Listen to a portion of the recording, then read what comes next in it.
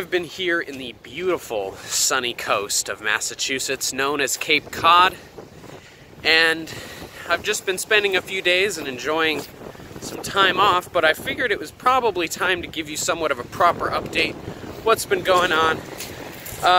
You've seen the postcards that I've been making. I am now the camera operator and assistant editor for The Gentlemen of Recycled Percussion. You may have seen their show on WMUR known as Chaos and Kindness. This Friday actually will be my first official episode with being on it with them as both camera operator and editor of the video. It was a really interesting time. I got to spend time with a kid who was waiting for a heart transplant. Anyways, that episode will be on this Friday at, I believe, 7 o'clock on WMUR Channel 9.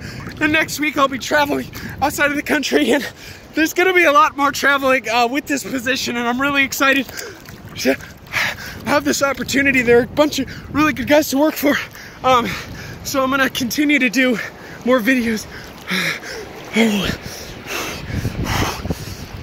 Okay, all right, do this with me.